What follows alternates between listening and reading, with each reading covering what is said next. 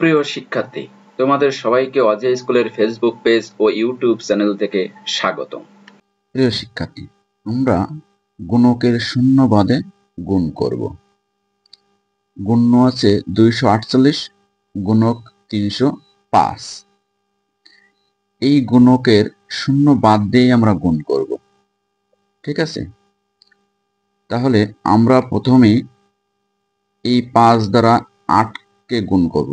5 * 40 শূন্য, হাতে থাকে 4, 4 × 5 = 20 আর 4 = 24, 4 হাতে থাকে 2, 5 × 2 = 10 আর 2 = 12। এখন আমরা এই শূন্য বাদেই গুণ করব। আমরা এখন এই শতকের 3 দিয়ে গুণ করব। শতকের 3 দিয়ে গুণ করতে গেলে আমাদের বসাতে হবে একক, দশক, শতকের নিচে। 3 × 8 = 24, 4 হাতে থাকে 2, 3 × 4 = 12 আর 2 = 14, 4 হাতে থাকে 1, 3 × 2 = 6 আর 1 = 7। আর এখানে এই যে এককের ঘর আর দশকের ঘরে 2টা শূন্য দিয়ে দেব।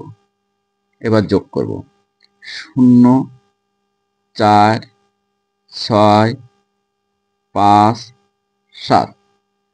এটা আমাদের গুণকের শূন্য বাদেই গুণ এবং আমাদের উত্তরটাও কিন্তু সঠিক হয়েছে।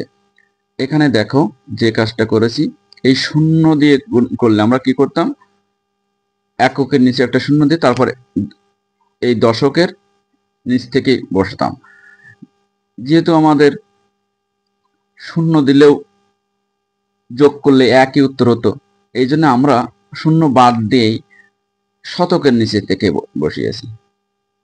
আমাদের অতিরিক্ত 1 লাইন করা লাগলো না এবং উত্তরটাও হয়ে গেল। সবাইকে ধন্যবাদ।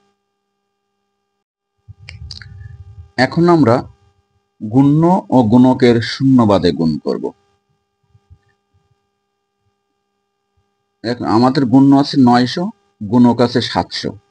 আমরা এই 2 শূন্য আর এই 2 শূন্য পকেটে জমা রাখব। তাহলে আমাদের সংখ্যাটা এখন দাঁড়াবে কি, 9 × 7, তাহলে 7 নং 63, এই 63 বসাবো। আর ওই যে পকেটে 2 শূন্য আর এই 2 শূন্য 4 শূন্য রেখেছিলাম, এই 4 শূন্যকে পকেটে থেকে এনে বসিয়ে দেব, আমাদের উত্তর হয়ে যাবে। আমরা এই 2টা নিয়মে গুণ করতে পারি, সহজেই আমাদের উত্তরটা বের করতে পারি। ঠিক আছে সবাইকে অজিয়া স্কুলের ফেসবুক পেজ ও ইউটিউব চ্যানেল থেকে ধন্যবাদ।